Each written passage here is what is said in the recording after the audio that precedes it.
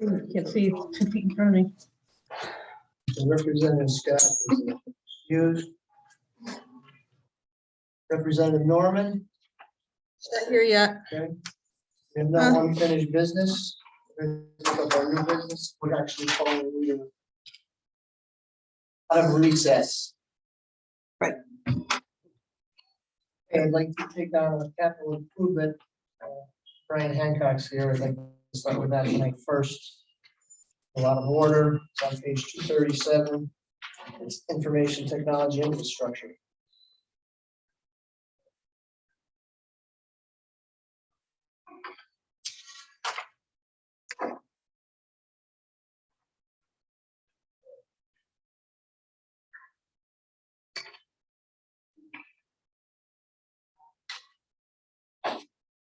And a motion, I'll make a motion for $113,000. and a second. Second. Good, is there any discussion? Questions for Look, Director Hancock?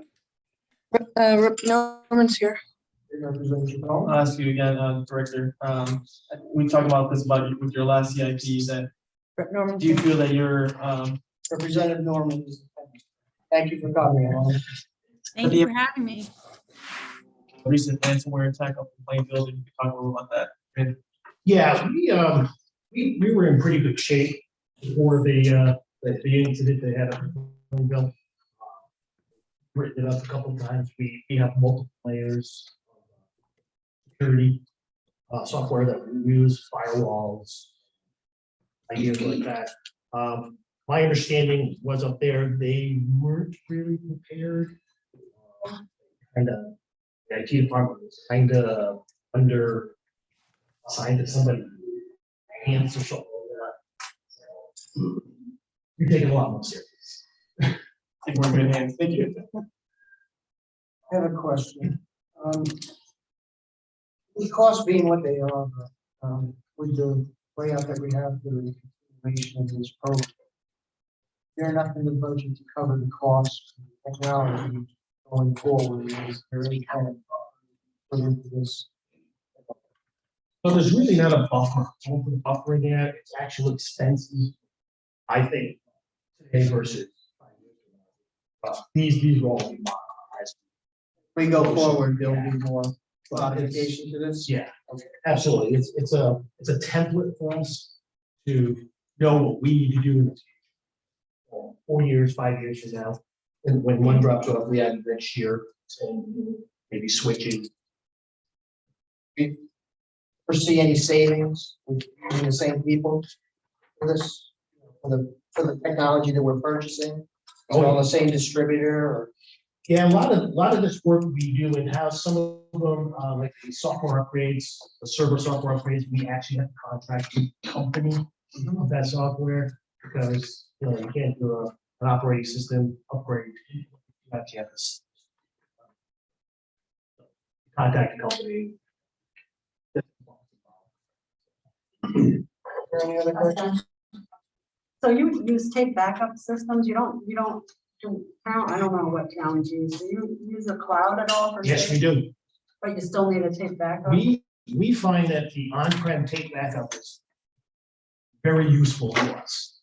We put a lot more on it. There's really no cost involved except the purchase and the software that we use. Tape is always accessible to us. Keep them at the vault, the annex. We're reliant on the internet. If something happens to the internet, someone takes a pole down, we can still grab our tapes in. Oh, okay. Actually, there's a lot. More questions? The only question I have is, so for 23, this 113,000 Yes. to cover you.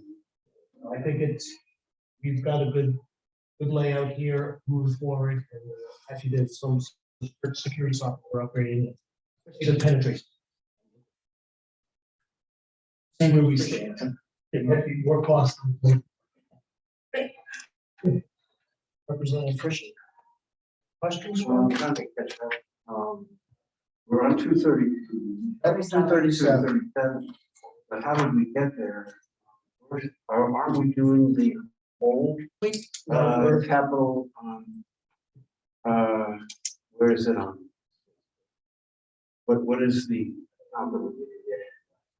If we didn't get to the CIP, Yeah, I see. specific CIP, Capital improvements on the schedule? Or are we just studying we're doing the accounts according to the pages that we have. the actual? Yes, yes. All right, and we're dealing, I was thinking that work. Here, because I missed. That's my bad. I have no comment, knowledge to side of that budget. All I know is that we're getting hit very hard where I'm at with increases in annual subscription. And,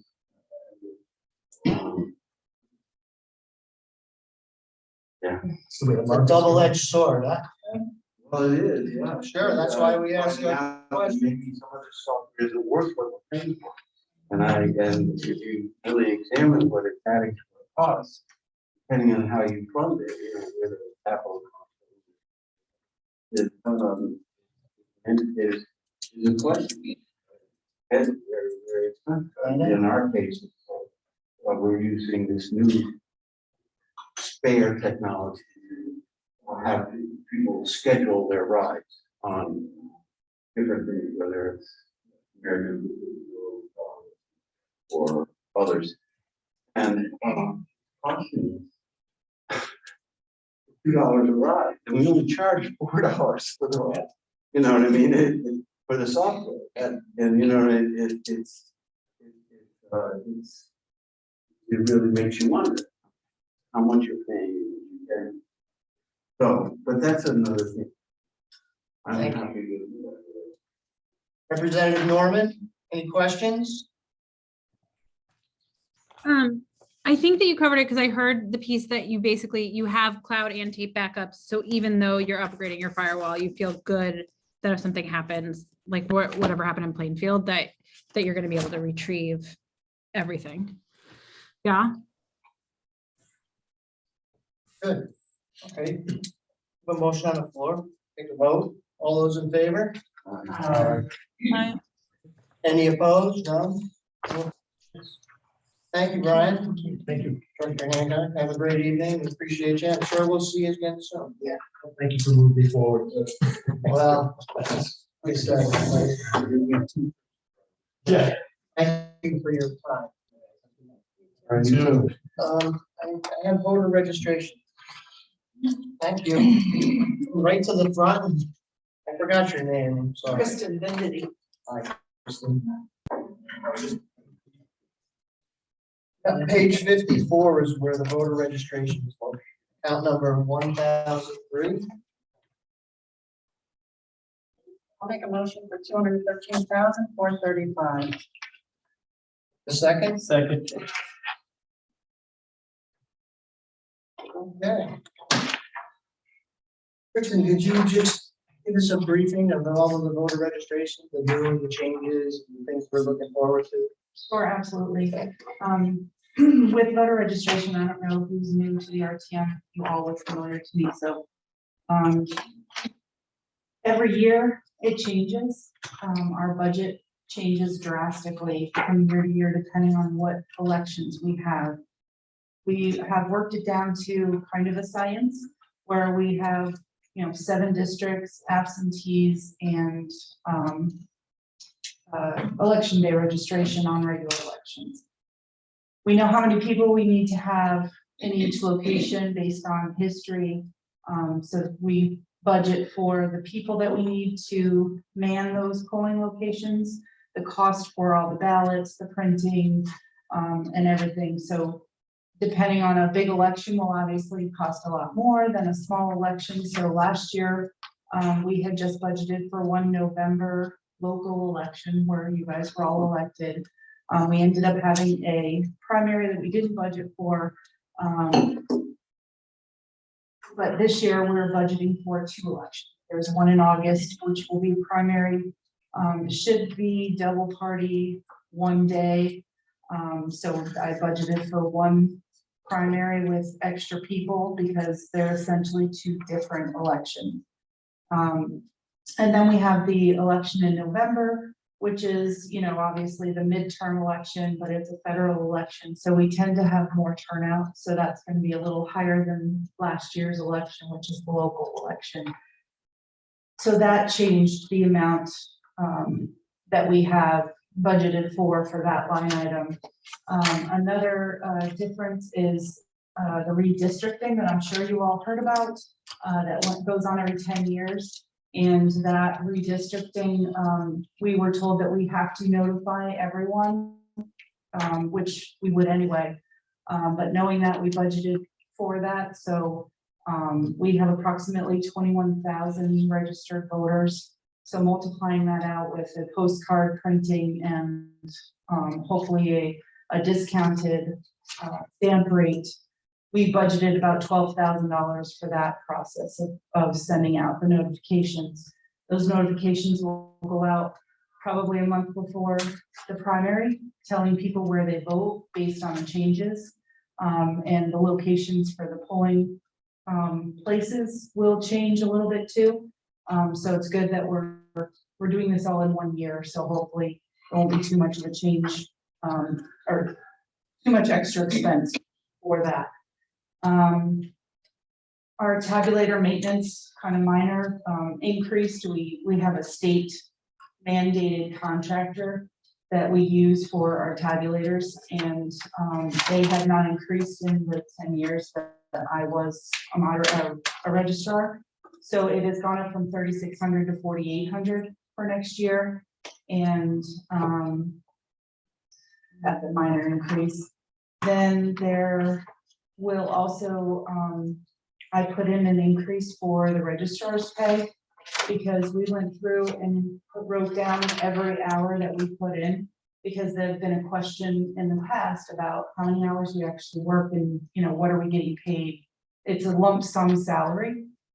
So we went through, we've marked down every hour that we worked last year, and dividing that out, it came out that we got paid $12.73 an hour. So I requested an increase just up to $15 an hour. Works out to be, I think, like $3,000 for each of us for the year. But that is also in this budget.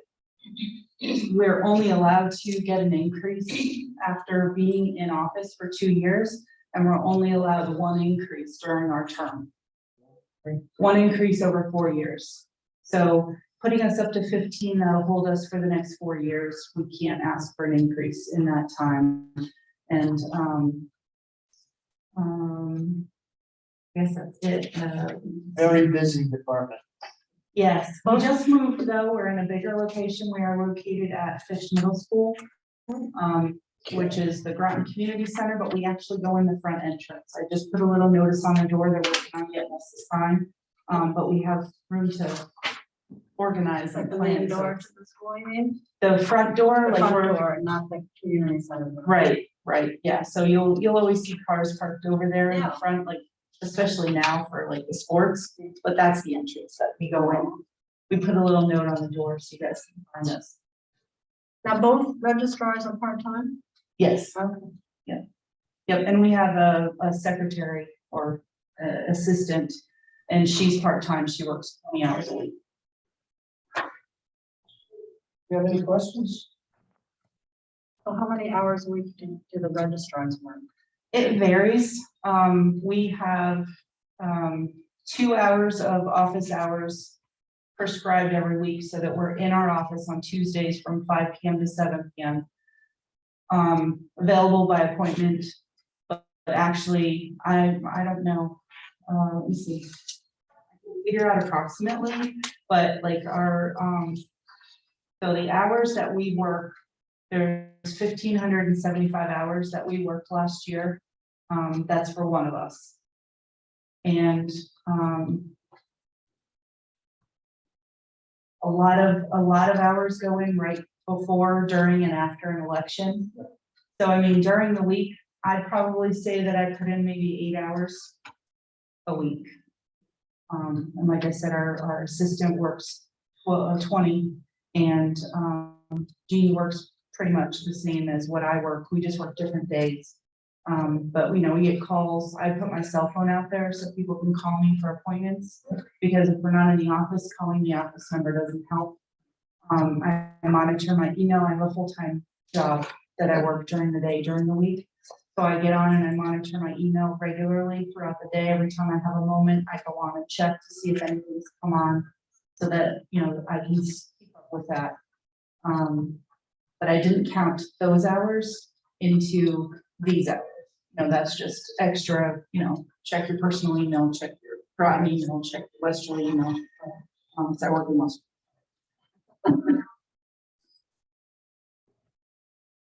Representative Norman, do you have any questions for us? No, thank you for asking. Good question. And you may not have this. How many same-day registers online? On election day, On election day? that varies.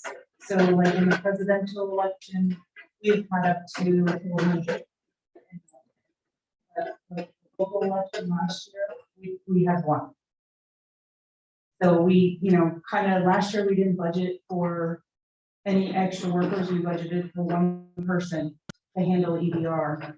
And we put her in our office with us so that if we did get a lot, we could help her, basically.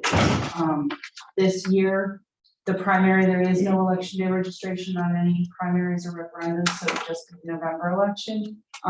We'll probably put like 3 or 4 people working in there for this election. I asked, off your election, how many would you register? And I know the law hasn't been. Yeah. Probably been through a couple. So. Yeah, we've been there, probably for about 2 cycles, so 8 years, 7, 8 years, something like that. And it varies, but we get less than 100 for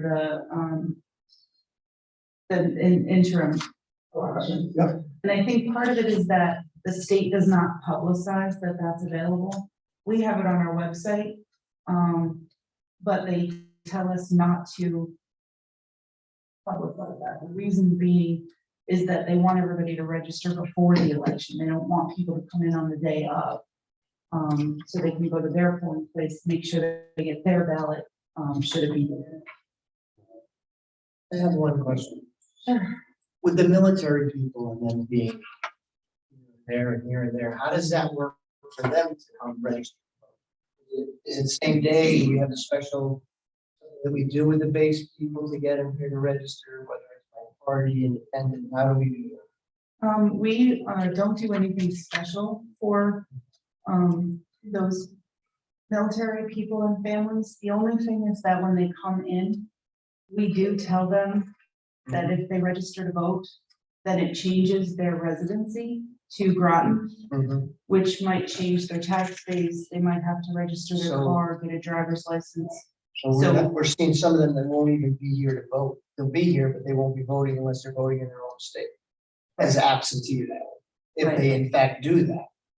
Yeah, they do that because we have helped like with the MWR, the community on the base that helps. We worked with them in the last presidential election. There may be some for this local election, but I know they particularly want to vote in the presidential election. Do you see a need for staff to go there and to get them active in our community and with the electoral vote, things like that? Is that something that we need to look at? Well, I know that the person that I worked with at the MWR has retired. But we worked with them in the last presidential election. So I was planning on finding out who the new person is or the person at that time and contacting them to see if they want us to come out. Like we do registrations at schools. We help people vote at convalescent homes. Absolutely. My mom did Regents. That's why I asked. Yeah, so I mean, there's no reason why we can't go to the sub base. The other thing that we are going to do this time, because we did have such a good response of people that wanted to vote in their own state, is we're gonna set up like kind of brochures. So I'll be putting that in the budget then, so that it can be passed out to anybody that's interested. But we're also gonna make up signs to post in their community areas like the Information. gallery. So they get when they come. Yeah, and then they can know who to contact and how to find out information on how they can vote. Because what we found in the last election is that there were a lot of people getting misinformation. So they were turning in their absentee ballots for state Texas to us the day of the election. Which, That's It why didn't I'm count. asking. Right. yeah, Well, so that's what we're trying to clear up. We have a mechanism in town because we have a big military community, it's growing. Right. So we need to put something in there too. I'm all for it, okay? Whatever you need, we'll try to get. Thank you. yes, we're planning on putting out a big campaign to them, getting that information out, saying, you know, if you want to vote in the presidential election, contact us for information, or this is where you can go to get your application to sign up for your absentees. And Thank you. Any other questions? Oh, yeah, one more thing. So, now that you brought this up, but you're gonna let them know that they have to change. if they register to vote here, we do, every single person that comes into our office, our assistant knows, and EDR is our assistant, runs the EDR because she has the most knowledge. But if we see them, we tell them everything before, you know, it's like, I'm not trying to talk you out of registering to vote, just want you to know that what you're doing. And Right. some And all the people have said repercussions. no, and some people have said, yes, I want to register. Representative Chase has a question. Can you tell me what's under general support? What is in that cost center? Can you give me the numbers? Oh, 10033. Okay, so the general support, that includes everything that is just basically to the office. So 33 is our administrative assistant, it goes for our salaries, it goes for the maintenance of all of the equipment. We have IVS equipment as well as, or I should say AVS equipment that goes with the Help America Vote Act, as well as our regular tabulators. So the maintenance and goes annual to that as well. Okay, so I'm confused, because on the top, it says personnel services for 152. And then in the cost center 10033, it says 113 for general support. I was confused on what that entails.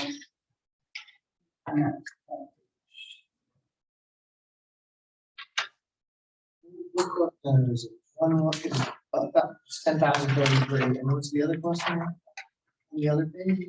Well, at the top, Actually, if you look at the personnel services and operating expenses. Yeah. Add up to the 213,435, which is the total budget, Yeah. then that is broken apart under general support. If you look at the second page of it, it's on page Yeah, 56, that's what it shows personnel services, what that all breaks up as, and then the operating services. It also adds up to the 213,435. so what about the 113,635? I have a different page. I didn't very Do you want to much. see this?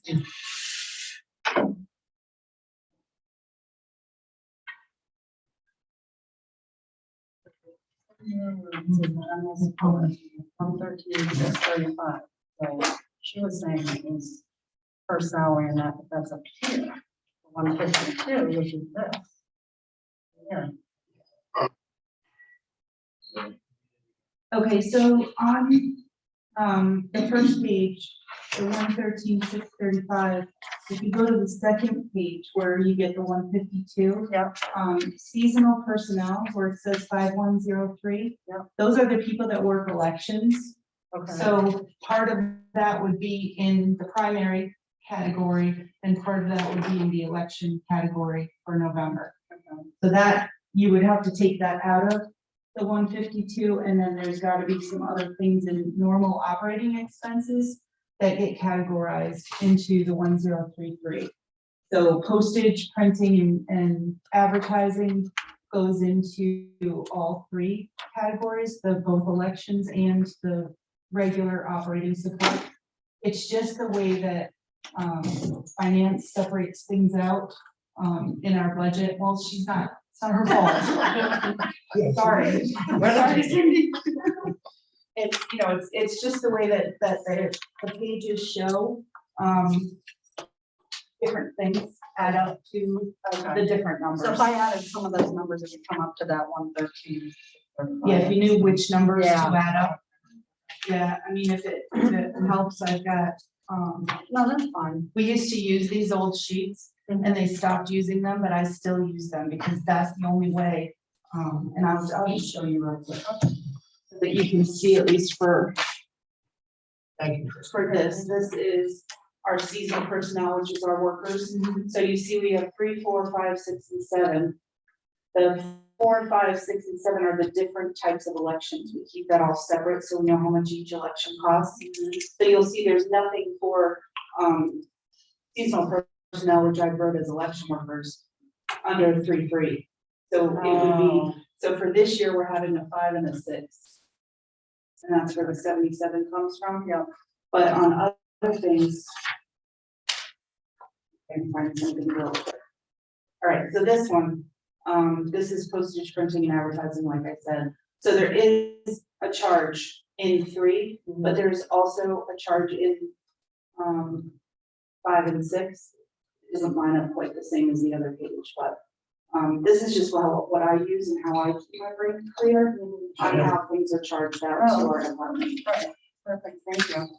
And just one other question, you had a fourth quarter transfer this year, so by increasing this for next year, you may not need a fourth quarter transfer, you're thinking? The only reason why we needed a fourth quarter transfer is because we had a primary. Right, I understand. So this year, there shouldn't be anything more than the primary and the election, so we shouldn't need a fourth quarter transfer. Unless something happens, like when COVID happened, and we had to put a heck of a lot more people working, and a lot more supplies and things like that, we needed a fourth quarter transfer that year, even though we knew about the primary and the regular election, but that was the presidential, so the primary was in, say, this year's budget, and it ended up happening in next year's budget. So it just depends. If stuff like that happens, then we need more money, but it's not because we didn't budget properly, it's just because something out of our control happened, yeah. It's like at home, right? Exactly. Thank you. You're welcome. Representative Norman, any questions? I'm good. You good? Like to call a vote? All those in favor? Aye. Aye. Any opposed? No abstentions? Thank you very much. Appreciate your time. Thank you. Thank you. Thank you. Very Sorry to helpful. answer questions.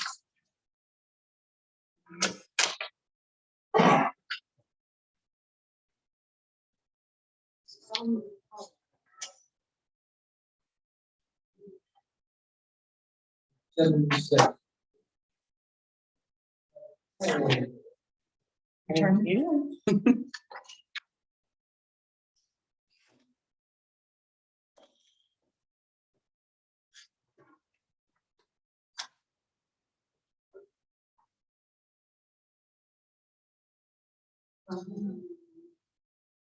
But just wait a minute. Director, I want your phone. Oh, yeah, I was Director gonna, Green? you want me to wait or? Yeah, we're gonna wait, but I just need Okay. to Are you announce sure? you professionally. What are we on to next so I can flip to it? Page 76, human resources, account 1012. Great, thank you.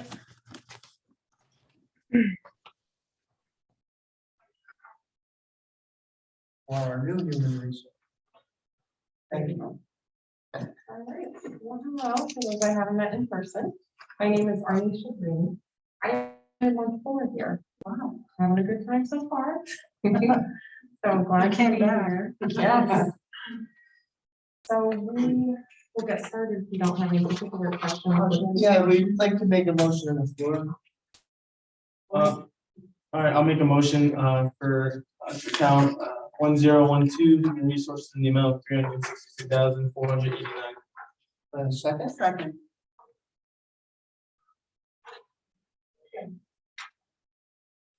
Well, this is our, I would say, general everyday account.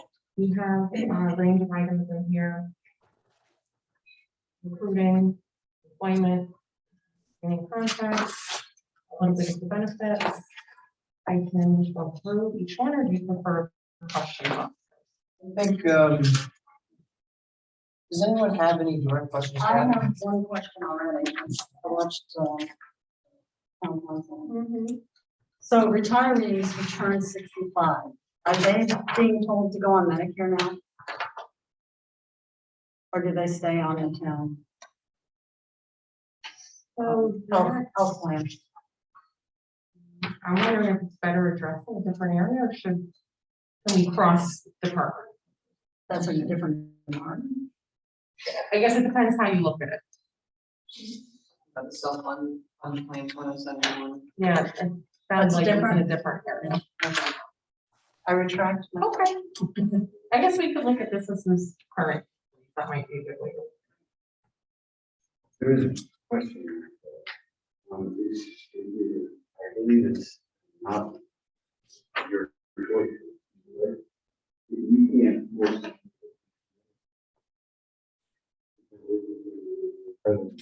No, if they retire. They're retired.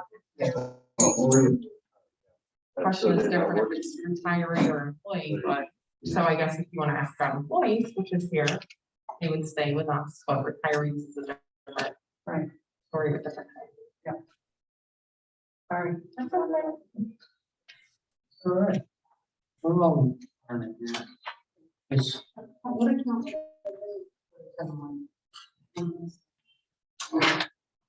We'll do that kind of thing to the next one, the next one. Oh, gotcha, yep, okay, thank you. this budget went down, so I have no problem with it. Is there enough money? That's the question. As the overall increase, we had a couple of changes, both requirements. One was retold at a different level, and then there was a retirement reckoning at a small gap, and then I came on, so that afforded some saving. There was an increase on the other side for two things. I'd say training and DEI. So what we're looking to do for DEI, have a consultant come in, the DEI collaborative, as we're familiar, both jointly with the public and with employees. We would like to have a consultant come in and really help kind of realign the state science collaborative, a little best practice, other certain words, and refresh it. Wording, give us guidance as far as the direction that we're going in and best practices for goals, and really look at how that's going. But even with those changes, you're correct, it's still a decrease. Right. Almost 3%. We lost, risk management. How are we dealing with that? So my title is Director of HR. Okay. That consulting fee, and that, their fee for that, for the DEI. But we would be looking to bring in a consultant who, they would be charging us a fee to do that. So that would be part of increase or cut. We don't have the cost. I haven't put it out yet because it's still very much an ask at this point. We have obviously multiple parts of the budget, so I don't. What did you put it in this budget as? So we increased it the ask was the evaluation for 15K, training for 5,000, and events for 2,500. But that would be more of a pool of money. I don't know that it would cost that much, but then we would have more money for training and more events. So that's a rough division, but it's not finite. What cost center, sorry? So that would be under 5210, which would have professional development training. So yeah, that's the larger amount. We have those 34,000. Well, that's not the only thing that would go under there, but as far as an increased perspective, so last time we asked, just looking at DEI inside that, for lack of a better word, was 17.5. So if we're looking at it from that perspective, then it's a $3,000 or $5,000 increase past last time. but they're just looking at dividing it up a little bit differently this year in there and give more money to that evaluation this time, really to springboard and put forth the DI goal.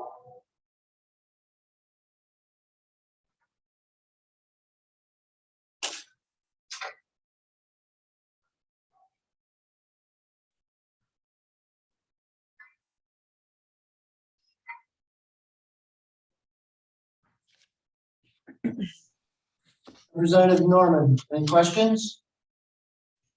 I don't think so. It was a little hard to hear, but just confirming the move from 6 FTEs to 4 was about retirements, like mid-year retirements. That's that piece on page 81.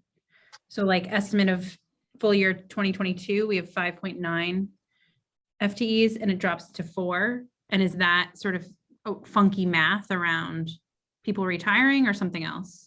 So we still have, well, we have 4 total now. I think part of it, there was a split out because the former director served a little bit as assistant town manager, so that took up 2 lines, if I'm not mistaken, prior. Yeah.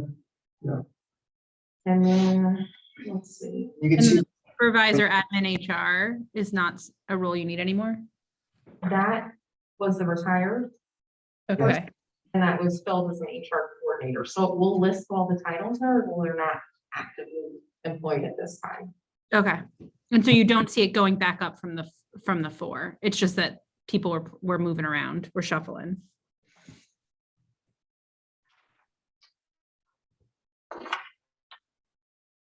Like it will be 4 going forward. Oh, sorry. Yes, it will. Okay.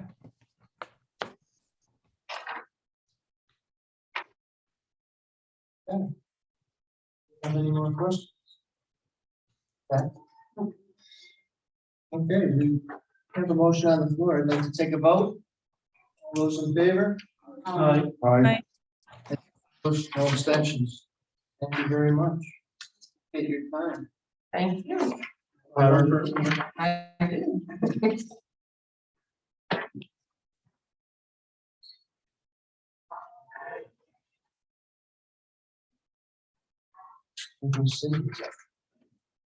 I have a couple, if you're doing. Oh, you do? multiple. All right, yeah.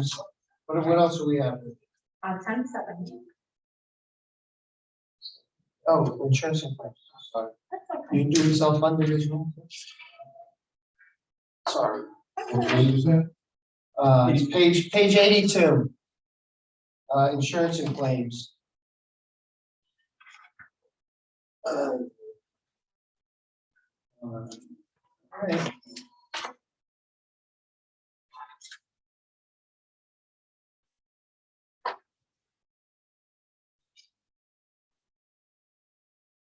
Do we have a motion? I'll make a motion in account 1070 insurance claims in the amount of $859,861. So for 1070, this is all of our risk insurance.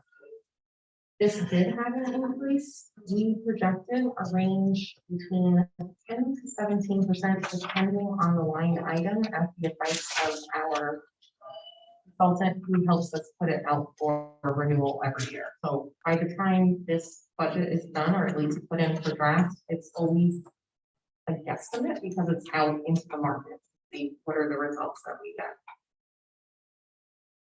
One thing that is of note, as time continues to go on, the possibility that we may be asked to get a separate cyber policy in. I know you were talking with Brian a little bit about something that just happened in another area. So right now, it's lumped under something else, but there's always a chance anytime we go out for renewal that it will be separated.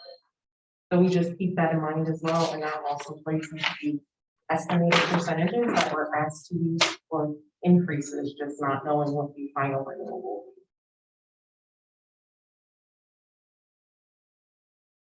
be. Another chance?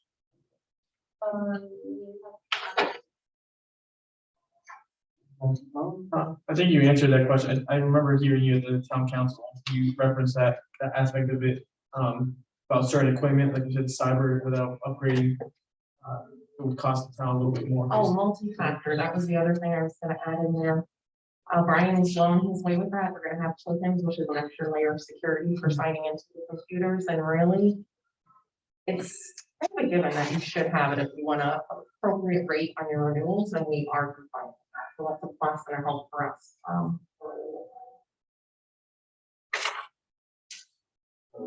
Mr. Chairman, I mean, these, this insurance and claims, is this for the entire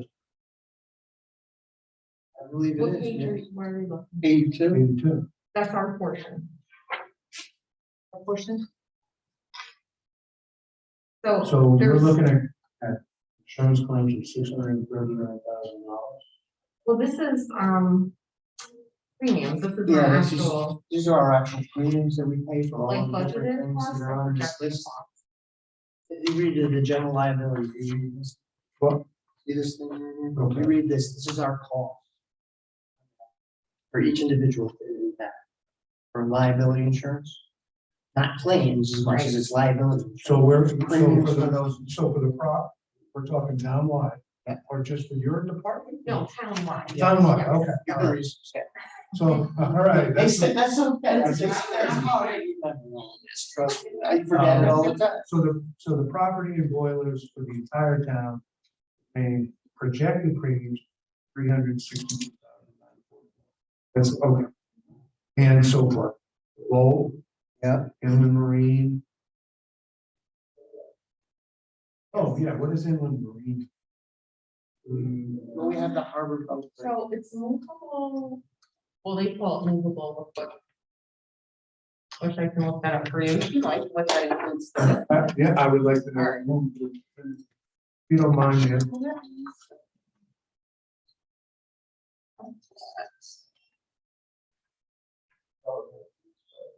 Oh. Well, that would be all boat.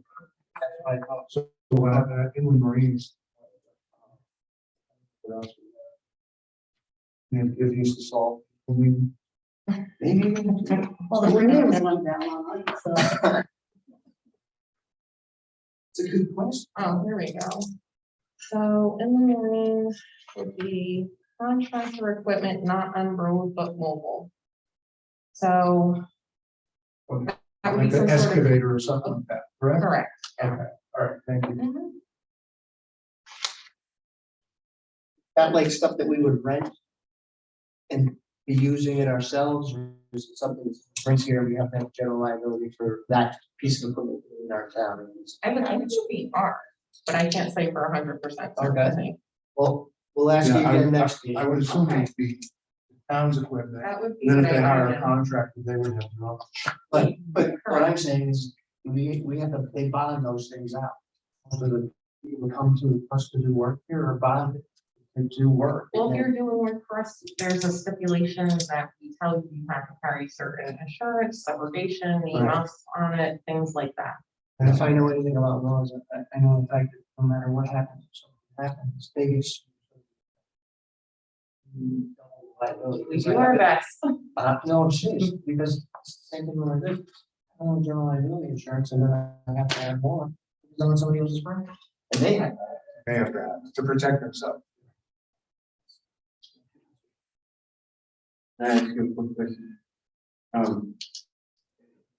You study the actual claim, When some- or is this just based on the average? So it goes out on the market and they're looking at our performance when they're evaluating the type of offer that they would want to give us. And so that's what our consultant does. No man is, but they handle that for us, putting it out in the market and getting a read on the market and letting us know what we need to do to be in the best position to get the best rates. So yeah, they would have access to understand what our exposures have been, for lack of a better word. They do that study, actually have been. Well, I see them come through, they provide a report to me, keep me in the loop, so it goes through our office and then it gets to them, and then it gets to the actual claim adjuster for the particular insurance company, because these are all different companies. No, I do hear what So you're saying. you, It comes through us, there's usually a form, sometimes through the town clerk if it's property damage. And then we will have it go to the contractor, I guess you could say contractor, it also goes to the claims representative for that particular company, and they are often asking us either for information or to connect with the damaged party. So we're all part of the big circle. Representative Norman has it. Go ahead, Representative Norman. Hi, I had two questions and cut me off if they've been asked before. Number one, the property that insurance, does that cover schools as well? It does. Okay, Once the construction is done, yes. okay, so, okay. I had heard that they were saying it costs more to insure the new buildings, and so, but that is potentially covered here rather than in the education budget. The same here, and we all split a percentage of what these costs are. Okay. And then my second question is, I noticed that you came in, quite a bit under what you expected, for 22. Do you think that might happen again? And if that happens, does that go back to the general fund? And is that a trend that you see that we sort of come in under? So when you say we came under in 22, what portion are you referencing so I can look at the same I number? thought, maybe I'm reading this wrong, but it looked like your original adjusted was 766 and right now you're at 696.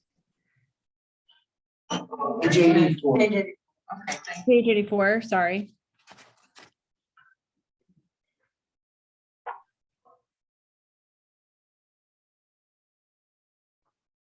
Estimates for 2022 is the real. Requested is.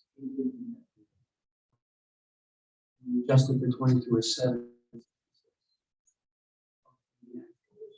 Oh, so you're saying the 696 is under our 766? Yeah, I'm saying that you're coming in under budget. Do you expect that to happen again? And I confirming that if and when that happens, it goes back to the general fund. That is the $25,000 you see there. That's usually in there in case there's a payment that we have to do because a lot of our deductibles are 25K. So we put that in there every year, and that would be a portion of why it's under. So that's a good thing. If we're coming in under for that 25K. So I think unless something happens, you will often see that in there. And then the other portion of that I would say is, are all the premiums paid yet for the year? So I don't know offhand if we still have the last quarter to go from a premiums perspective. So there's a possibility at least of 25K as long as we don't have any large hits, that will continue to come back, for lack of a better word. Right, and it'll be returned to the general. Very good. Do we have any more questions? Yes. So the 859, 861 that you're requesting, you said that is a 10 to 17% increase because your requests are out in the market now looking for bids. So it may not be that much, or it may be higher, right? You're right. Yeah. Yeah. It just depends what's going on. And what we're seeing so far from what I'm hearing is because of the things that have happened. Otherwise, I'm going to say in the last couple of years, things are coming in high in general. I know for me personally, they're coming in high, as well as just the general market. We're all paying for things that have happened for better or worse. So that's why really it's an estimate. If you look at the first column of the budgeted, that was an estimate, but the real cost likely was higher. You're not going to see that here because it's a guess at the time this is printed, and then you add on top of that 10 to 17. So that's the difference that you're seeing. We're paying higher premiums everywhere. Well, that's the whole thing about budget. Most people don't understand budgets. It's just a guesstimate. You don't know unless you have some kind of gift. Everybody's getting exposed to COVID and is sick and time and all that stuff. Is an incident that qualifies for insurance reimbursement or can they sue? Can they sue you for that? People can do anything they want to do. But typically there's exclusions for infectious disease a lot of the time. They just sent something out recently where I think they're reaffirming that exclusion.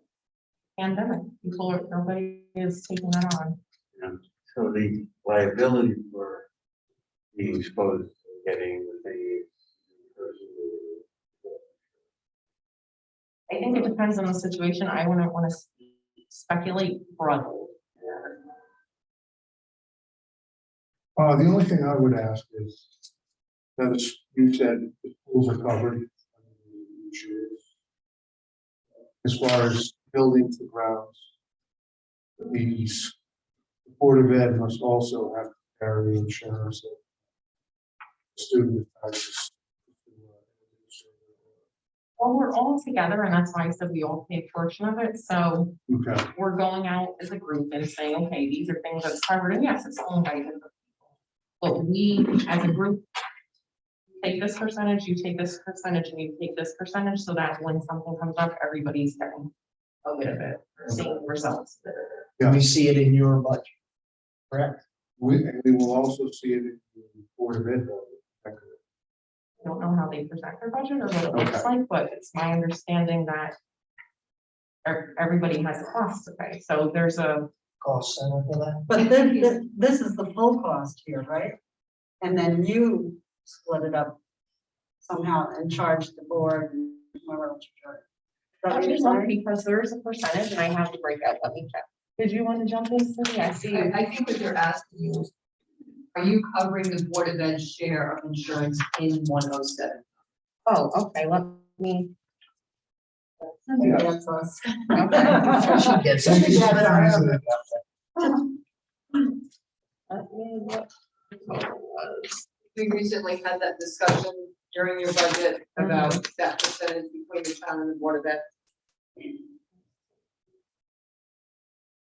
So is it just a two-choice split? Oh, it's just two. Public Works, they don't chip in their share of it, right? It's just the No. town and the board. No, I would say this is our portion because the Board of Ed has costs, and there's some other cost centers that are broken out. I believe the Board of Ed budget. This is just the town portion. That's my thought, but I wanted to look and make sure. Well, we appreciate doing that. Clear on this, we get to the Board of Ed. Oh, okay. We have any more questions? Director Green on this down? See none? Like to take a vote? All those in favor? Aye. Aye. Opposed? Abstentions? Great. Gonna go on to page 86, account 1071.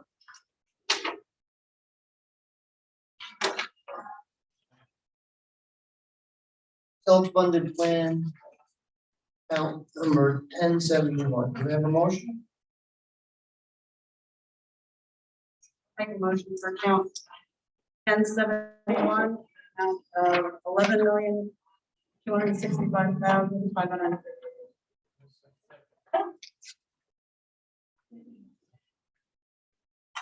Like some discussion? Any questions about this? I have a question. Senator Gardner. Thank you, Mr. Chief. Right at the top, it's exactly the overall increase in this budget, 455. That's all due to salaries. This is the self-funded, so No. this is employee benefits, so retirement is one portion of it, we're contributing. Health insurance, like, Page okay. 86, health insurance, we have some sort of, life insurance, heart and hypertension, OPEB. So. No, not salaries, Okay, but some I'm other sorry. things that. No, it's got Everybody. retirement in there. Representative Chase. So that's where my question comes in, because I see the biggest increase is in that retiree health benefit. So does the town tell retirees when they turn 65 to go on Medicare? We have under 65 plans and we have supplemental plans available if someone chooses. So I don't know if that answers your question, but Yeah, it doesn't. So, yeah, because when you go on Medicare, you have Medicare A and B, and then you have a supplemental. And then you have Part D. kind of thing, but, so, yeah, so I don't know what your supplemental means in this instance. Director Green, can you just explain quickly, like, okay, say I'm an employee, I'm retired, what package do I get to? That's gonna help a little. There's a large number of plans we carry. That is not. It's not a simple question, but let's just say for argument's sake, there's a basis to how we go about doing this. Explain that, like, if I were to get handed a retirement package, there's all these different healthcare plans, and I think that's what we're trying to decipher here is how many plans do we have and what are being offered that maybe might be supplement to offset some of the costs. That's what we're driving at there. It depends on your union affiliation, and yes, it would depend on your age and if it's supplemental. Where you're at, there's an advantage plan that we just started the first of this year, which I believe is cost savings that we're sharing with people. But you give them a choice. You don't say you can't be on the town health plan anymore. You have to go on Medicare or an Advantage plan or. It depends on what your personal stipulations are, what group you're from, if you've been grandfathered into something, so that is not a one size fits all answer. If there's something specific you want me to find out, I can, but that's not just a broad stroke that everybody does this. There's a large number of plans because some people are grandfathered in or they're part of any of our different union contracts that have different choices with them. Well, Question from- I'm just oh, saying. Sorry, go ahead. Sorry. I'm just saying it would save the town taxpayers a lot of money if 65-year-old retirees went on Medicare. That's what I'm saying. The premiums are much less costly than regular insurance.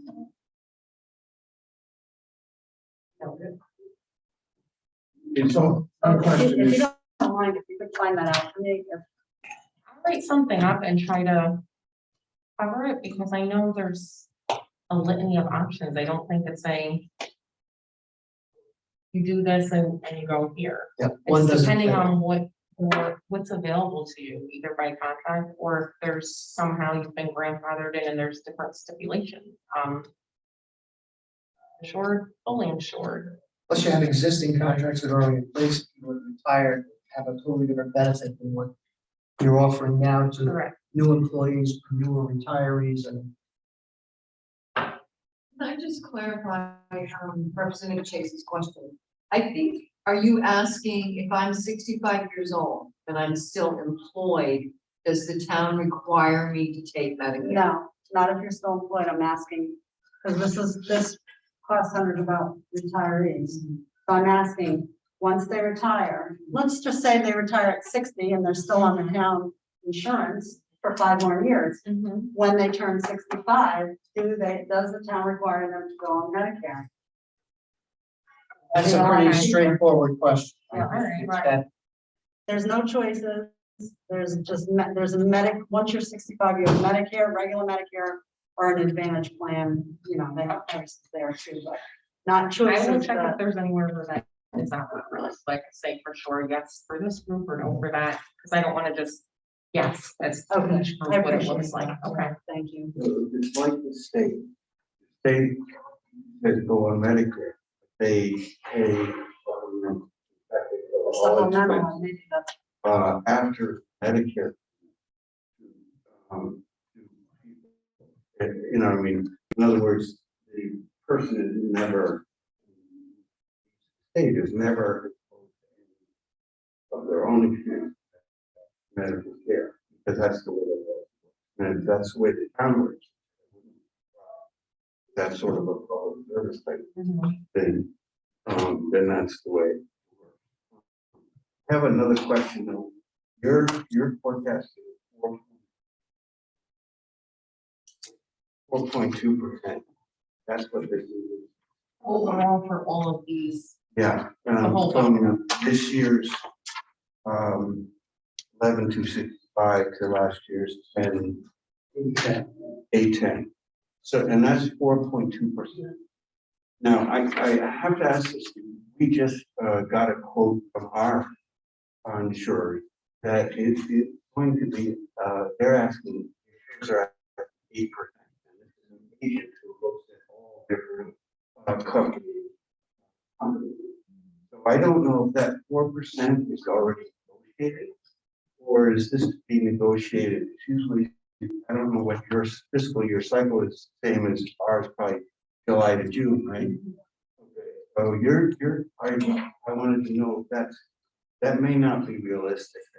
So A little nervous about the thing I would say that is or was still pending would be insurance, because that's where we're looking at, what is it looking like? What is Anthem gonna partner with us on? Is there anybody better, for lack of a better word, that's out there? Everything else is really actuarial, and there's not too much movement on that. And so what we used was an estimate around September or October. They gave us a snapshot of what it looks like, and that's what we moved forward with for budgeting, which you'll see in the last bullet is the 7.9, so right around what you're talking about. But because of the amount of employees, the actual cost ends up being a little bit more because it's provided with a smaller amount of people. The part where we're accounting for it, but it's still a little fluid, is the lasering. So there's a couple of people who are very high cost. Typically, it's up to 200,000, and we'll cover after that. There's a couple of people that they've said, we're not interested, you can have it up to 500,000 or 600,000. And that's where we have the conversations and see if there's anything we can do. Like, not, because that's a common thing that's happening. And so what we found so far is nobody's willing to do better than us on that. So we're kind of lucky that that's where we're at. So that is impactful. I think it's the health insurance and just what happens with it. And sometimes it's hard to judge. You never know what's going to happen, unfortunately, to somebody. So yes, this is the amount we have now. We are accounting for those projections up until the 500 or 600, but we just don't know what's going to develop. If there are a bucket or a number of other high claim points, like 50 and 100,000, 1,000 and 200,000, when we don't know where it's going to go. So there's a little fluidity possible. I understand, and I hope that in these costs are I do want to say it's amazing. We don't get this, but I do that sometimes, and it's amazing how you are responsible for. Very true. It is a small or large percent, yeah. Representative Gardner has a question, and Representative Norman is. I'm trying not to be redundant here. What my question would be, the average town employee retiree, is their primary insurance Medicare or is their primary insurance? I can't say the average. I don't have that, well, 200 of them to say there's this money in this area, there's this money in this area. I don't know that there's an average. There might be a bucket that's larger, but that's spread across the board. So I can write something up that can help. I think it will help Yeah. later on. Just the overall cost, yeah, I'm just curious about that. Well, whether- cost, or I thought you said the average personal Yeah, insurance. personal. Yeah, how much it costs the town, if they're on Medicare, the town just Oh, has a okay. little supplemental. And the less of the cost of the town than it would be. I guess another thing to keep in mind is sometimes retirees have come from a contract where that's what it Not is. possible to do. That's not gonna change. Right. No, well, I understand. I didn't understand. Sometimes there may be a retiree who receives something under a contract. So we're Benefit under the obligated to contract. collective bargaining, Till they're dead. let's say. So we wouldn't Take it out. necessarily be able to shut it down and say, well, forget it, we're no Yeah, you're longer not doing getting that. it. So those are the ones that are. Right. That's what I mean, grandfathers, there's a lot of maybe one-offs. So it's, I don't want to broadly paint any brushstroke answers for you if I don't have finite details, because in my mind, it's very rough. But I will see if I can write something that helps answer some of this stuff. And you mentioned 200 retirees. You could give us that number, how much the insurance cost, no, I don't want names, of course, but how much the insurance costs versus what it would be on, Medicare. Yeah, I mean, actually, how many Irish Yeah. I think it's around a couple of hundred, but I'll get a. I mean, Well, we it cover was- spouses too, right? no, it all depends. Right? All depends on what's Oh, going yeah, on. that is. Sorry. But these are great questions. Representative Norman, I know you have a few questions. That's the biggest decrease, and I just want to know what's driving that. Well, I wouldn't necessarily say that's a portion. I don't know, I can say that that's the biggest increase, let's say.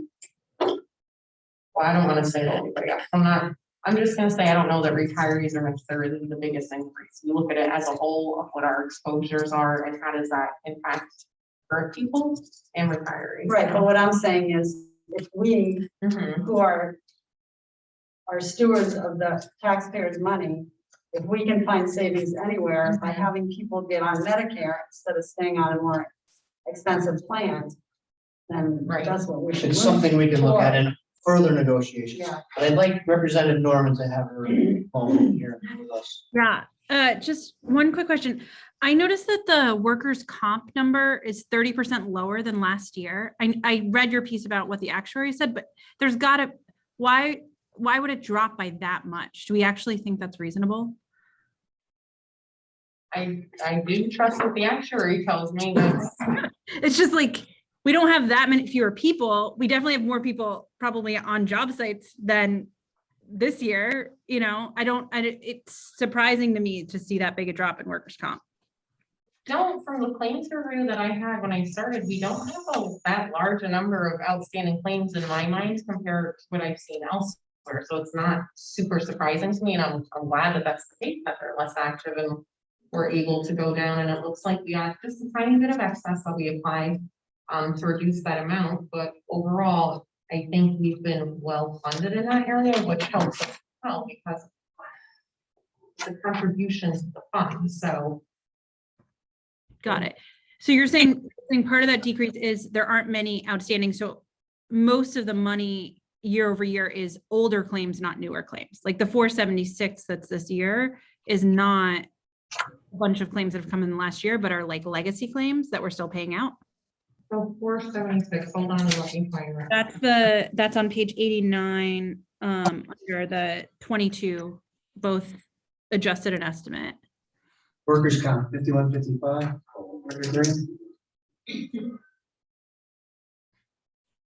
81.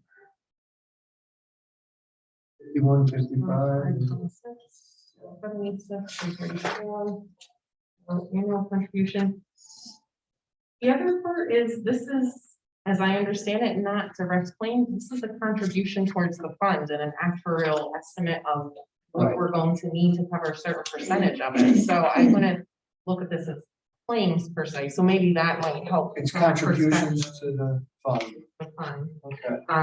And if you look at the top, it's a 55% risk factor, 55% that the claims are equal to or less than estimated. So we're contributing to this fund in hopes that we're getting a good average amount of money to have. This is not claims. Got it. So it could be that it's declined because we've actually had COVID. fewer people on site and we have a very healthy fund at this point in time. And Correct. Less claims, lower premium. that's, Yeah, that was sort of my thing. Because of COVID and people aren't there, it's lower. And so we have a healthy fund at this moment. So we don't need to put more in. I would say is not bad.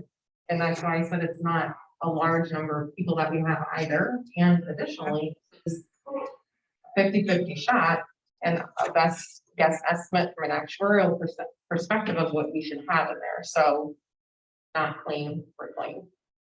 And so that actuarial perspective is based off of 55% of the year's prior claims. What is that 55%? Because the last 2 years are not going to look the same as this year. So 55% chance of the claims will be equal to or less than estimated. I'd have to reread the report to see what time period they're using. My thought is typically they're using the prior year for any of our actuarial. Yeah. Do you want me to get you that time frame? What time frame we use? Well, Yeah, if you could just do, I'm just nervous that we're gonna be surprised, but We were just saying here, usually all the actuarials are the prior year, so they're all 7-1 like. for Correct. revenue, pension, all that.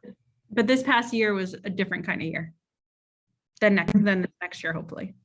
Yeah. Representative Rich. Okay. In my knowledge, they establish a rate for the category of, whether it's clerical, whether it's the operating machine.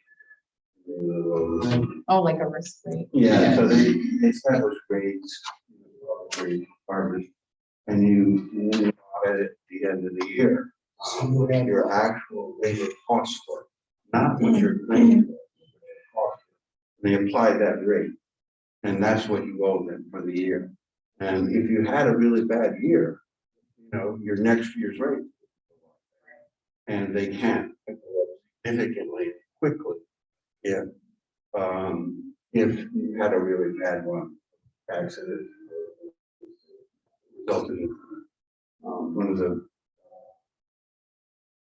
Yeah. doesn't stop working, you know, and the doctor can't work. So you have to pay that person, and while they're not working, that can be years. But my point of bringing this up is simply, it must have been into this year, either you're insured or the people you're working with establish a rate for this year. Either haven't, you know, they've given you a rate that results in a $304,000 cost. And that's good, your rates went down, that they're charging you, and that has to be based on experience maybe over the last few years. And probably national, not just local. They use rates that aren't just for you, they use rates that are built based on a national base. And when you, so I think one thing you want to know why this is 25%, more than 25% reduction, sort of the other fire. Okay, so it is something that maybe that number, right? Something you got that some information. Yeah, so and it shouldn't be affected as long as dollars you're or that they charge this rate to. That could be a good number. That means you probably just Good thing. It's not a bad thing. If you notice from 21, you can see that the workers' comp is going down. I think we implemented a lot of safety programs. Which drives the for rate down. employees, Yeah. And I believe that our claims have been decreasing. Have I seen in some budgets that there's like a bonus type thing if you don't get hurt? Or is that just a sick one? Right, you don't. Okay, do we have any more questions here? We ready for a vote? Let's take a vote. All those in favor? Aye. Aye. Representative Norman? Hi. Thank you very much. Thank you. Thank you. Wow, professor stuff in school. Very nice to meet you. Thank you. We want 5 minutes of these. Let's walk around for 5 minutes. Can we pause that? We're gonna take a bathroom break. Let's stretch your legs here. I'm gonna stop recording you.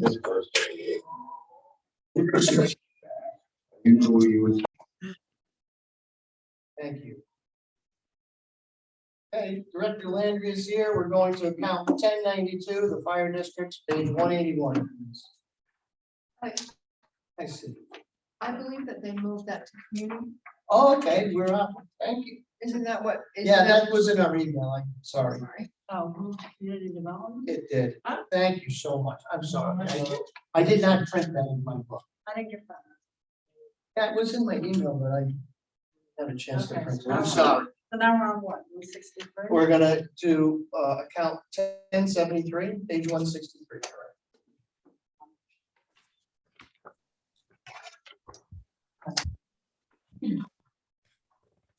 Okay. Okay, we're gonna move on.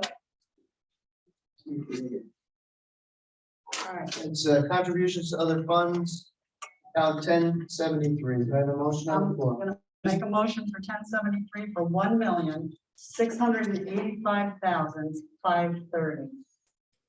Do I have a second? Second, that's not done individually, correct? And the reason, I don't know, Cindy, you probably can explain it better than I can. When we put this budget together, we had included an amount for the TIF fund. And after, we had put the budget together, we realized there had been an error in the calculation and we needed to remove that. So the council voted on these individually instead of one number. Typically, we do move the one number.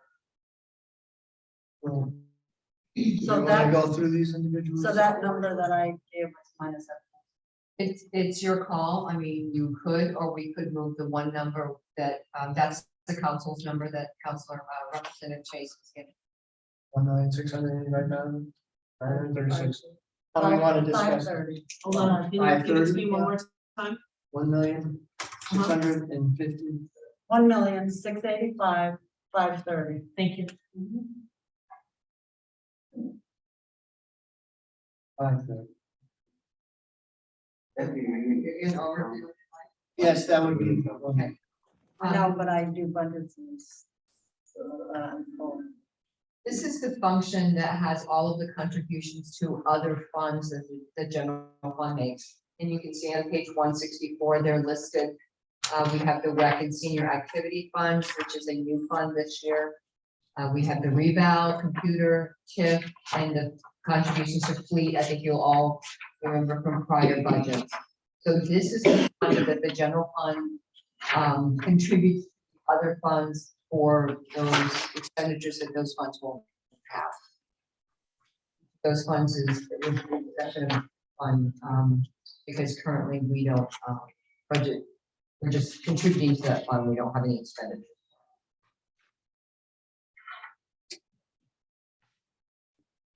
And the fleet, is that like the buses or is it like the buses that move people around, or is it the school buses, or what does fleet mean? Fleet vehicles. It's for our vehicles that we budget, we make a contribution like on a depreciation schedule so that we have funding set aside to replace the vehicles on an annual basis. And when Public Works had done their budgets and that's Fund 604, the expenditures are in that fund to purchase the vehicles and for maintenance and maintenance and repairs of the vehicles. So this is just the contribution to the fleet fund for vehicles, maintenance, and fuel. But these vehicles span any vehicles from, They're all the town vehicles, like, so they include police vehicles, school vehicles, everything. all the Works, public all- works, police, planning, any vehicle that is owned by the town. And then those used to be in each individual Yes, we department. did. Now they took them out last year, I think it was, or 2 years It ago. was a few years ago, Okay. and the problem with having them individually was there were departments that there were attempts to cut that out of that budget. But when we put the budget together for the entire fleet fund, we need all of that money to cover, because although that, say you cut it out of the finance department, I would still have repairs for my vehicle, but I'm not contributing any money to the fund to pay for that. So we thought it was best to put it in one place. It would make it cleaner. Can you explain page 163? That's okay. Well, center 6, and reductions in line. Okay. Do you recall, Typically, Public Works puts together a list of those vehicles based on the criteria, the age, the, correct, we saw that. right, you saw that, right? And then that goes to the town manager. They have a meeting and where the director of public works and the director from the fleet, they sit down and talk about the vehicles. And then the town manager ultimately decides which vehicles will be replaced in the next. Any questions? Senator Dartmouth. I have a question on item 107305. 260. The last year, no funding. So you're saying we had no recreation program? No, the recreation and senior activities is a separate fund. We call it Fund 54. And if you recall that, you might know that that is one of the funds that falls under Parks and Rec. They have 106 scores, Parks and Recreation, they have the golf course. And they also have Fund 324, which is a lot of the programs at the senior center and Parks and Rec are in that fund. But when COVID hit, basically we were shut down and their programs were shut down. The senior center was shut down, so food concession was not operating except for the grab and go. That was a very good thing. That was very popular. That fund ended up in a deficit position. So this funding, the general fund has agreed to make them whole, so to speak, and give them a little bit of a cushion because they did end fiscal 21 in a cash deficit position.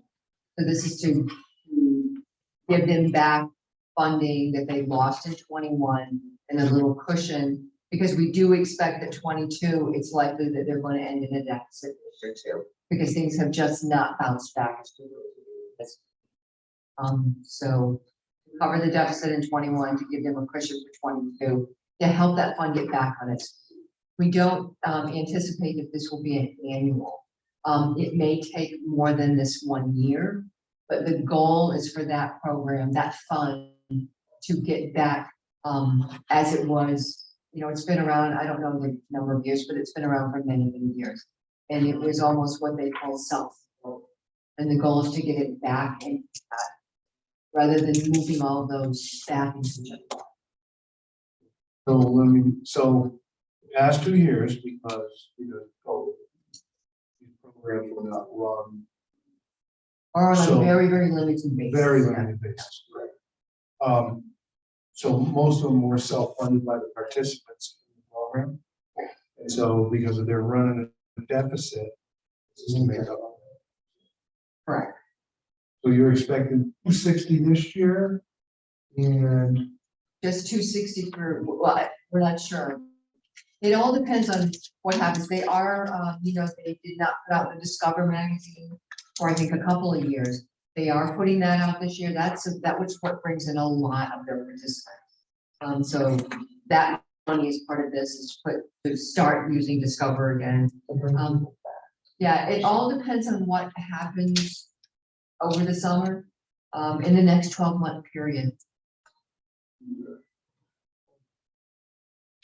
For clarification on page 160, if you look under the town of Groton budget for Parks and Recreation under the financing plan. Oh, 324, yes. You see the miscellaneous, I'm sorry, payment from other Yes. funds, which is this 267.55, correct? Correct. Okay, so that money would have been paid before through something such as the senior programming above, that was the 263.20. Was that money coming in from seniors? Either from seniors or from the food concession or from rec programs. Those three are all part of this fund. So I guess my question is, why didn't it just get put into the Parks and Rec budget? The 106 school. No, well, why, why wasn't it put under 3240 just as instead of taking money from one department and putting it into another department, why don't we just put it in Parks and Rec? In the first place. In the first place, because it feels like we're taking money from one bucket to put it in another bucket. It's all taxpayer dollars. That's true, but when you say put it into Parks and Rec, are you saying put the contribution to this fund or take all of these programs and put them in the general fund? Or put them into Parks and Rec? So we are asking for $260,700 under this, under 1073. Yeah. But that money is actually for Parks and Rec, which is 3240. That's right, that's the 2060-755 that's under contributions to other funds. We are budgeting in that to give it into this fund, that's correct. You would see that payments from other funds for all of these funds, the fleet and the rebound, have the same revenue line item in those funds. So we're going to make a contribution into Fund 324 to try to help it get back on its feet so that it can actually be, I don't want to say a money maker, but a break even, that they can Right. have. I different can, programs. I think I can explain, and you correct me if I'm Sure. wrong, because I know the senior center really well. Mhm. And that was a great question, because I had it too, but as you're talking, I'm thinking, so because they have no fund balance, so to speak, because they are very, here. They're running here. at zero. I'm not across the street anymore. No, I get Because they're very self-sustaining, the senior center. She runs it like top notch. She never, every program is self-sustaining. Because of COVID, she didn't bring in any money, so in order to start programming up again, she needs money. So if in a good year, well, that 260 would be under the senior programs line, And it would be. and it wouldn't be in this one. So this is just kind of a buffer To get them, to get through. to get them started again. Okay, Yes, okay. Thank you for the clarification. sure. Am I right? You're right, Yeah. At least that's how I. Yeah, You yeah, gotta yeah. start somewhere. If there's Very nothing right. in there, you gotta fund it to start. Exactly. But you have to have a pot of money to start to pay your instructors, Instructors. so that you can, put the Discover out, so that you'll sign up for a class. You're gonna spend money and make money. Yeah, just from my understanding, I know like Director Barry said that they just got slaughtered during COVID and they lost, whether it was on like the golf course and the senior center, they had to cut things like meals on like certain food programs, so this is just like the kickoff to kind of get it started. Right, to give them a little influx of cash so that they can start up again and start having people come back in and back on their feet. And it's their food program, not Meals on Wheels. Yeah, So right. yeah, Meals on Wheels is- Meals on Wheels Yeah. continues. No, I didn't. Sure. Do we have any more questions? Okay. Seeing none, I'll ask for a vote. All those in favor, say aye. Aye. None opposed? Abstentions? Yeah. I'm going to account 5010, page 195.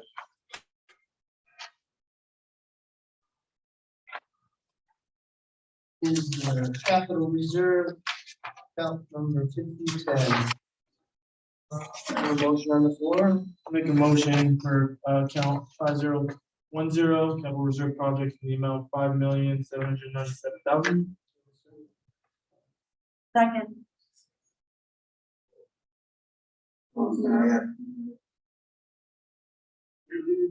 So it's the amount changed, right, correct? Yeah, so it's $5,797,000. That is the council number, after they made adjustments. Wait, that's the council number down from 10 million? Yes, that's the council member.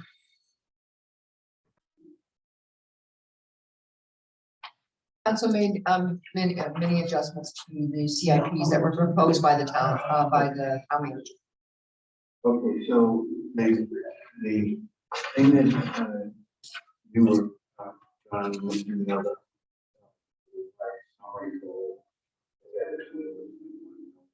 Yes, First, the numbers we're talking about, no, the original did not. I guess the original one capital reserves was 3.6 million and debt service was 9.5. Debt services. Numbers 9.5, that's not. Capital reserves. Original 7.6, 3.6, that where he adjusted by bringing in the other money and dollars out in that, that's still valid, right? Yes, actually, the number that you were talking about, 7.6, that's the next account we'll be doing, that's the Yeah. contribution to the fund. But yes, the 501, this number of the 5.7 million represents the total projects for the capital reserve that the council voted on. Some they moved out for other funding, the ARPA funds. This is what will be funded through the capital reserve. So in effect, what's the current number then for capital reserve? Total from both is what he's asking. My vote is no longer right. I think when he's talking, are you talking about 107.5 when you say capital reserve? Yes, yeah, Okay, well, that number will be 3.2 million when we get there. okay. Yeah. Okay, that's, so in other words, which I'm, the last one. Oh, yes, that, Yeah, okay. yeah, Yes, because the council just voted on both of these numbers on the 18th. so the council's already, next week when we go to the, we're hearing on the whole budget, next week. You should We have to go through all these accounts. You should have Everything we're received doing. you should have received this.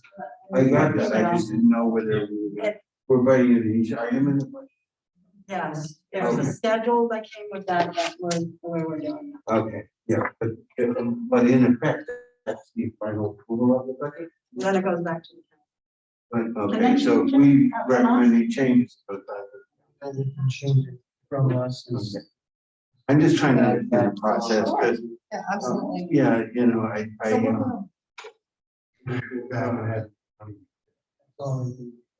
That's enough. We can, look, we can add whatever we want back. Or They take something out of There's there. a track. Right, We we can can go subtract. up to whatever number. The town, whatever the town manager. Town council, wants. Right. and Can't go above that. No. Correct. Can I ask a follow-up? Yes. From what I heard, because when I was watching the town council, I saw that was a question they asked often was, could this be covered by ARPA? Were there any other, in that difference between the 10 and the 5, any projects that they changed the number on that they didn't believe could be funded by ARPA, but had made a different change? Can you speak to any of those? Or was this whole gap places where they thought we could actually get ARPA funding, and so we did not need to fund it ourselves? No, the projects that went before the council and were deemed to be eligible for ARPA, the council made those changes. And actually, last night at the council meeting, OPDS had made a presentation about ARPA. And the question was posed to our ARPA coordinator, if he was confident that all of the projects that were assigned to be funded through ARPA were eligible, and he did say, yes, he did. And he had reviewed that and he was comfortable they were all eligible. And are you comfortable with it? Because you're the bottom line sign off there. Yes, I'm comfortable with that. Is it, my question is this, is it gonna hurt what we're planning on for capital reserves, and if we cut what we were gonna do? Because we constantly just take capital reserves and we go like this all the time when we wanna cut budgets.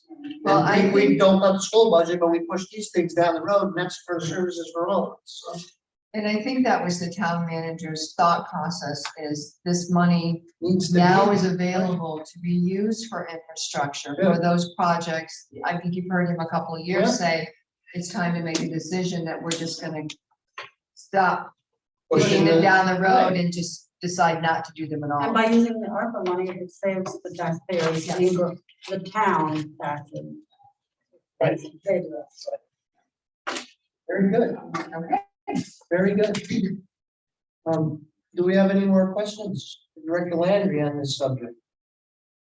Okay, seeing none, I can take a vote. All those in favor? Aye. Um, All right. Opposed? Any abstentions? Okay.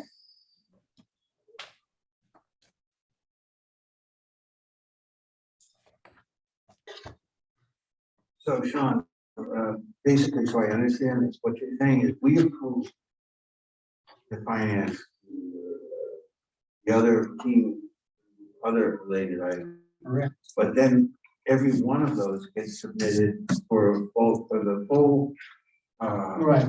full house. When we open our Why, hearings, why can't, since we've already, the committees have already voted, approve whatever we approve, why can't they just vote on the whole thing?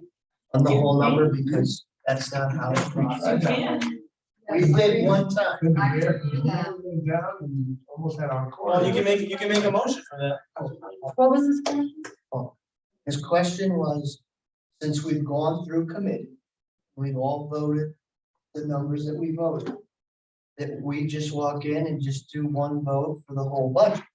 Is what I believe you're That's what asking. I'm saying, just to And- confirm, just to confirm. that We did it in 1 year, and we took 2 capital reserves, that was the first year of COVID, and that was the first time I had ever seen it done. It can be done, it's not done that way. What we do is we bring our committee notes forward, we read them into the record, each one of us goes forward with what we discussed in committee. And we have discussion as a full RTM body, and then we take a vote, we move the number. Increase it, or we can decrease it. Each individual member can make a motion on the floor to change that number, and we vote accordingly. For each account, You can only increase it up to either the town council number or the number in the book. the town manager stuff. Certain things you can't touch, just remember that. Correct. There's There's, subdivision. it'll- So, so they're not gonna. Non-departmentals, on- Okay. So, in reality, just come in a situation where those people who really care about one thing, bring that up and ask for information. Or do people really go into a heavy duty discussion about every single one? They can't go into the line, you can go into the general budget, ask questions to all the directors that are sitting before you. And we can make motions to change those numbers. And we go about voting for or against it, we have discussion about it. Moderator Rusk is probably the best to explain this to you, because she's going to be running, but that's my experience of what we've done in the past. Or is it a marathon, meeting? Yeah. For And 48 maybe- hours? And you know what? No, we have a whole schedule. You- So there's a schedule that you should have gotten already.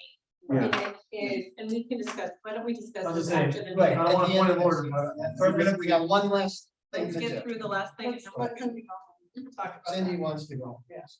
Okay, and vote passed, I'd like to go on to account 1075, capital reserve, page 192. Motion for account 1075 for $3,297,000.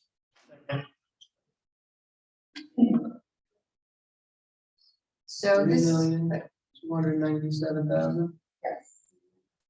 and account 1075 is the general fund contribution to the capital reserve fund for the projects that have been approved by the council and ultimately the RTM. We have a different number in the book. Once again, everyone on record Sure. understands that number. The 7.6 million, that was the town manager's contribution to the fund, or the town manager's budget, was prior to the changes that the council made, removing some projects from the capital reserve fund to ARPA fund. So we only fund the amount that's necessary for the projects that will happen next year. 3,297,000, correct? Representative Chase. So can you explain so I can understand? I know, so the 1.4 million for the seawall is kind of on hold because the mayor might be able to find, the city mayor might be able to find other funding. If he can't, we're not putting that 1.4 in here, what happens? We're not putting, they would have to come back with us. It's kind of been set aside as a reserve of the remaining ARPA funds. Okay, But it's not, right now, it's not in the budget, it's not in the CIP, And it's not in the ARPA That, funding. that's what I wanted to know. So we are kind of keeping it in mind for 1.4 in ARPA, so that if he does need to come back to us, it will be there. Right, exactly. Okay, perfect. I just want to make sure we have that one. I just want to make sure, I think, I don't know if town manager Bert mentioned if it was it $4,315,654 unallotted ARPA. Yes. I believe that, I didn't bring that number. That's with me, what I but I think that is, $4,315,600. And then I wrote Unassigned. Unassigned. for the ARPA, and I wrote seawall might change that number. There's a seawall in the city. Shore Avenue. Shore Avenue seawall, it's just up from Eastern, Shore Avenue seawall, it is just up from Eastern Point Beach, kind of where the Shinnecock Beach Club or Shinnecock Golf Course ends. Yeah. On Shore Avenue, the seawall there is crumbling. And I understand that. Let it go, but even the road was sank. I think that's what the study's for. And that's They'll have it in past 2 months. what's already been done, in fact. Correct. That's the wall that's stone on the river. So that we're looking at two separate sections. Actually behind the green. Not on the road, okay, just for those that are watching. It holds up, On the road, correct, holds up. expensive walls. Or engineers has to go. Whole mess. Okay, we have any questions, Representative, Norman, thank you. Really quick, for my math, between this and the last one, we've cut about 9 million, is that right? That we're hoping will be covered by ARPA? Between this item and the last one? no, it's 4.3 million. For No, this one, and then the last one was how much? well, the ARPA was about 3.8 million in projects. Okay. Oh, and then the other was the seawall, got it, okay. Do we have any further questions? No? Seeing none, I'd like to have a vote here. All those in favor? Aye. Opposed, no abstentions. Okay, well, we thank you for your time, Director Well, Landry. thank you very much for your comments. Hopefully we'll see you soon. And I'd like to have a motion to adjourn. We have a second? Second. Okay, thank you. Adjourned, we're not in recess. We are adjourned.